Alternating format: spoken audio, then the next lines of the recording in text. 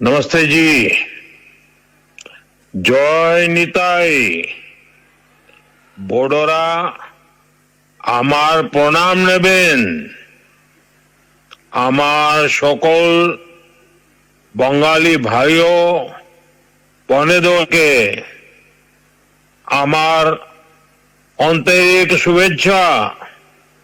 साथियों, सर्वप्रथम मैं आपसे क्षमा प्रार्थी हूं कि मौसम खराब होने की वजह से मैं वहां आपके बीच उपस्थित नहीं हो सका। कोहरे की वजह से वहां हेलीकॉप्टर उतरने की स्थिति नहीं थी, इसलिए मैं आपको टेलीफोन के माध्यम से संबोधित कर रहा हूं। साथियों, नादिया वो भूमि है जहां प्रेम, करुणा और भक्ति का जीवंत स्वरूप श्री चैतन्य महाप्रभु प्रकट हुए। नदिया के गांव गांव में, गंगा के तट तट पर जब हरिनाम संकीर्तन की गूंज उठती थी तो वह केवल भक्ति नहीं होती थी, वह सामाजिक एकता का आह्वान होती थी। हरिनाम दिए जोगोत माताले अमार एकला निताई। आपने देखा है, पिछले महीने ही बिहार ने विकास के लिए फिर से एनडीए सरकार को प्रचंड जनादेश दिया है। बिहार में भाजपा एनडीए की प्रचंड विजय के बाद मैंने एक बात कही थी। मैंने कहा था, गंगा जी बिहार से बहते हुए ही बंगाल तक पहुंचती है, तो बिहार ने बंगाल में भाजपा की विजय का रास्ता भी बना दिया है। अब पश्चिम बंगाल में जो महाजंगल राज चल रहा है, उससे हमें मुक्ति पानी है और इसलिए पश्चिम बंगाल कह रहा है, पश्चिम बंगाल का बच्चा बच्चा कह रहा है, पश्चिम बंगाल का हर गांव, हर शहर, हर गली, हर मोहल्ला कह रहा है, बाजते छाई बीजेपी ताई।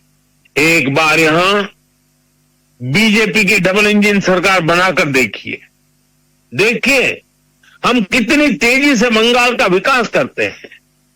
साथियों, बीजेपी के ईमानदार प्रयास के बीच ये लिखा जाता कि गो बैक घुसपैठिए, गो बैक घुसपैठिए, लेकिन दुर्भाग्य देखिए, गो बैक मोदी के लिए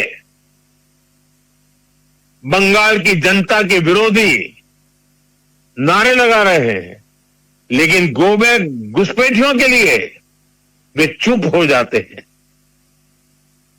जिन घुसपैठियों ने बंगाल पर कब्जा करने की ठान रखी है, वो टीएमसी को सबसे ज्यादा प्यारे लगते हैं। यही टीएमसी का असली चेहरा है। टीएमसी घुसपैठियों को बचाने के लिए ही बंगाल में एसआईआर का भी विरोध कर रही है। साथियों, हमारे बगल में त्रिपुरा देखिए, कम्युनिस्टों ने, लाल झंडे वालों ने, लेफ्टिस्टों ने 30 साल तक त्रिपुरा को बर्बाद कर दिया था। त्रिपुरा की जनता ने हमें मौका दिया, हमने त्रिपुरा की जनता के सपनों के अनुरूप त्रिपुरा को आगे बढ़ाने का प्रयास किया। बंगाल में भी लाल झंडे वालों से मुक्ति मिली। आशा थी कि लेफ्ट वालों के जाने के बाद कुछ अच्छा होगा, लेकिन दुर्भाग्य से टीएमसी ने लेफ्ट वालों की जितनी बुराइयां थी, उन सारी बुराइयों को और उन सारे लोगों को भी अपने में समा लिया और इसलिए अनेक गुना बुराइयां बढ़ गई और उसी का परिणाम है कि त्रिपुरा तेज गति से बढ़ रहा है और बंगाल टीएमसी के कारण तेज गति से तबाह हो रहा है। साथियों, बंगाल को बीजेपी की एक ऐसी सरकार चाहिए जो डबल इंजन की गति से बंगाल के गौरव को फिर से लौटाने के लिए काम करे। आप सभी को मेरा बहुत बहुत धन्यवाद।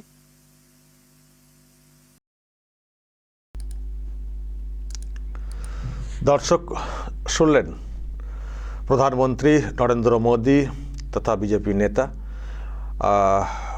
ওনার আজকে আসার কথা ছিল নদিয়ার তাহেরপুরে।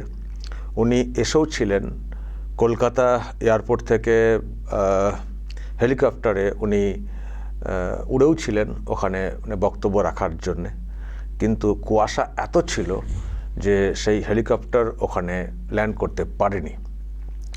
দৃশ্যমানতা এতটাই কম ছিল, কোনো ঝুঁকি নেওয়া হয়নি, অনেক সব প্রোটোকল আছে, তো সেই জন্যে ওখানে ল্যান্ড হয়নি। তো সেটা আবার কলকাতা এয়ারপোর্টে ফিরে আসে। ফিরে আসার পরে প্রধানমন্ত্রী ওখানেই ওয়েট করেন, থাকেন, কি করবেন একটু ভাবেন। তারপর সময় অনেকটা চলে যাচ্ছে, কারণ পরপর সব প্রোগ্রাম রয়েছে, এরপরে আসামে প্রোগ্রাম রয়েছে। তো সেই জন্য আবার যদি সড়ক পথে উনি নদিয়া তাহেরপুর যান, এক বিরাট সমস্যা হবে, কারণ অনেকটা লম্বা রাস্তা। আর শুধু এটা তো প্রোগ্রাম না, যেটা বলছিলাম যে আরও অন্য জায়গায় প্রোগ্রাম রয়েছে। আর এয়ারপোর্ট থেকে তাহেরপুর লং ডিস্টেন্স, সেখানে যাওয়া, ততক্ষণ মানুষকে বসিয়ে রাখা, এটাও মানে অধৈর্যের।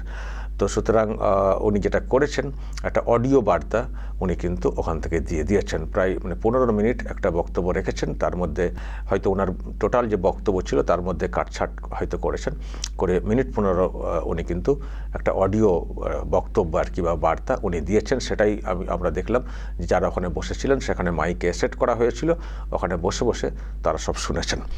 এবং উনি বলেছেন যে আমি ফের আসবো। আমি দর্শক আপনাদেরকে মিনিট 5 শোনালাম মূল যে অংশগুলো।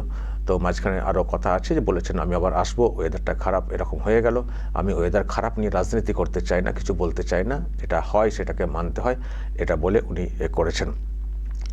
আর একটা ঘটনা ঘটেছে, যে একটা দুর্ঘটনা ঘটেছে। মোদির সভাতে যোগদান করার জন্য মুর্শিদাবাদ থেকে কিছু মানুষ এসছিলেন। তো তারা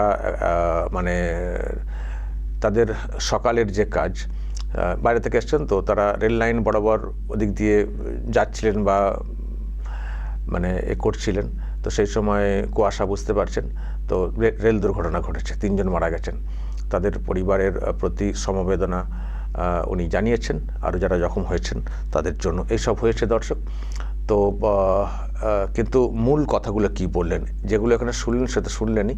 তার সঙ্গে আরও দুটো বিষয় এখানে উল্লেখ করেছেন। একটা হচ্ছে বঙ্কিম দা নিয়ে তো একটা বিতর্ক তৈরি হয়েছিল। তো আজকেও বঙ্কিম বাবু বলে তার সম্পর্কে, তার অবদান সম্পর্কে কথা বলেছেন। তার এটা বলে বুঝিয়ে দিয়েছেন যে অ্যাকচুয়ালি ওটা বলে ফেলা, কিন্তু আমরা অসম্মান করার জন্যে বলি না, বঙ্কিম দা বলিনি, তো বঙ্কিম বাবু কথাটা বলে উনি কিন্তু আজকে বলেছেন। আর সেই সঙ্গে এই টিএমসি কাটমানি খোর, এটাও উনি কিন্তু আজকে বলেছেন যে মোদি বিরোধিতা করতে চাই, সেটা করুন, 1000 বার করুন, কোনো সমস্যা নেই, কিন্তু মোদি বিরোধিতা করতে গিয়ে রাজ্যের উন্নয়নের যে বাধা হয়ে দাঁড়ানো, এটা কেন? মোদি কাজ করতে চাইছেন, সরকার কাজ করতে চাইছে, টাকা পয়সা আছে, যোজনা আছে, সব আছে, কিন্তু এখানে সেই অন্ধ মোদি বিরোধিতা, সেটা করতে গিয়ে যে কাজটা আমরা করতে চাই সেটা করতে পারছি না। ফলে এটাই যেন মানুষকে বোঝানোর চেষ্টা করেছেন যে এমন একটা সরকার এখানে আছে যার জন্য আমরা কাজ করতে পারছি না। তো সরকারটার পরিবর্তন ঘটান, দেখবেন কীভাবে কাজটা হয়। এবং আরও সব কথা শুনলেন, উনি কিন্তু সেটা বলেছেন যে বাঁচতে তাই বিজেপিকে চাই। আর সে সঙ্গে যেটা খুবই গুরুত্বপূর্ণ এই সময়, সেটা হচ্ছে যে বললেন যে মোদিকে গো ব্যাক বলছেন, মোদিকে গো ব্যাক, কিন্তু যারা অনুপ্রবেশকারী তাদের ব্যাপারে চুপ করে বসে থাকছে, এবং যারা অনুপ্রবেশকারী তাদেরকে বাঁচানোর জন্য এসআইআরের বিরুদ্ধে কথা, এসআইআরকে বাধা দেওয়া, যারা অনুপ্রবেশকারীরা তাদের কাছে বেশি প্রিয় হয়ে উঠছে। তো এইসব চলতে পারে না। জঙ্গলরাজ এখানে আছে। বিহার কদিন আগেই রাস্তা দেখিয়েছে এবং বিহার থেকেই তো নদী এখানে আসে। তো যেটা বললেন যে বিহার রাস্তা দেখিয়েছে, বাংলাতেও সেই পরিবর্তন হবে। বাংলাতে যে জঙ্গল রাজটা আছে সেটা পরিবর্তন হবে। ঘরে ঘরে এখন সে আওয়াজটা উঠছে, মানে বিহার রাস্তা দেখিয়ে দিয়েছে এবং বাংলাতেও ওই রাস্তা ধরেই পরিবর্তন আসবে, এটা কিন্তু বলার চেষ্টা করলেন। এবং সে সঙ্গে আপনারা শুনলেন ত্রিপুরার কথা উল্লেখ করেছেন যে সেখানেও একটা সময় কীরকম ছিল, তো সেখানের অবস্থান পরিবর্তন ঘটেছে, সেখানকার মানুষ বিজেপির সরকার এনে দিয়েছেন এবং দেখুন সেখানে কীভাবে কাজ হচ্ছে। এখানে বামেরা যা করার করে গেছে, ভেবেছিল যে পরিবর্তন এলে ভালো কিছু হবে, কিন্তু কোথায়, আরও খারাপ হয়ে যাচ্ছে। ত্রিপুরা দ্রুত গতিতে এগোচ্ছে আর এই রাজ্য দ্রুত গতিতে নিচের দিকে নামছে, তাবা হয়ে যাচ্ছে, এই কথাও উনি কিন্তু বলেছেন। দর্শক বলবেন, ছোট্ট একটা বক্তব্য রেখেছেন, তার সামান্য ব্যাখ্যা আমি দিলাম। হয়তো আরও অনেক কথা এখানে বলতেন, মানে যদি ডিরেক্টলি বক্তব্য রাখতেন হয়তো অনেক কথা উঠে আসতো, বা বাংলাদেশের ব্যাপারে যে ঘটনা ঘটছে জানি না এখানে পুরোপুরি বক্তব্য রাখতে পেলে তার কিছু আকার ইঙ্গিত দিতেন কিনা। আর মতুয়াদের সম্পর্কে অনেক মানে বলে গেছেন, মতুয়ার প্রতিষ্ঠাতা থেকে শুরু করে বড় মা থেকে শুরু করে তাদের সম্পর্কে অনেক কথা বলে গেছেন। হয়তো কেউ কেউ বলবেন যে তাদের এসআইআর নিয়ে কেন কিছু বললেন না। দেখুন, এসআইআর তো একটা প্রসেস, সেটা নির্বাচন কমিশন করছে, তো সেটা নিয়ে উনি কি বলতে পারেন যে আমি এসআইআর সবার নাম তুলে দেবো? এটা অহেতুক পলিটিক্স করার জন্য হয়তো কেউ কেউ বলতে পারেন, টিএমসির লোকেরা হয়তো বলতে পারেন যে ওইটা নিয়ে কেন কিছু বললেন না, নাগরিকত্ব নিয়ে কেন কিছু বললেন না। নাগরিকত্বর আইন আছে, সিস্টেম আছে, সিএ আছে, তো সেই মতো প্রসেসে এগোবে। আর সিএ এর পরে তারপরে কি করে কি হবে সেটা নির্বাচন কমিশন তো ঠিক করবে, সেখানে প্রধানমন্ত্রী কেন হস্তক্ষেপ করবেন? সেটা বললে তো আরও সমস্যা তৈরি হতো। তো প্রধানমন্ত্রীর কথা অনুযায়ী তো কমিশন চলবে না, কমিশন তার গাইডলাইন আছে সেই মতো করে চলবে, সুপ্রিম কোর্ট কিছু কথা বলে দিয়েছে সেই মতো করে চলবে, ফলে সেটা নিয়ে উনি কেন বলবেন? মতুয়াদের পাশে যে আমরা আছি, মতুয়াদের অবদান বা মতুয়াদের ইতিহাস ঐতিহ্য যে আছে সেটা কিন্তু উনি স্মরণ করে দিয়ে গেছেন, মানে টেলিফোনে হলেও উনি কিন্তু বলে দিয়ে গেছেন। দর্শক বলবেন, মোদিজি যে কথাটা বলছেন যে বিহার রাস্তা দেখিয়েছে, বাংলাতেও পরিবর্তন হবে, জঙ্গল রাজের উৎখাত চাই, আর ওই কথাটা এরা গো ব্যাক বলছে মোদিকে, কিন্তু অনুপ্রবেশকারীদের ব্যাপারে চুপ থাকে, এই হচ্ছে শাসক।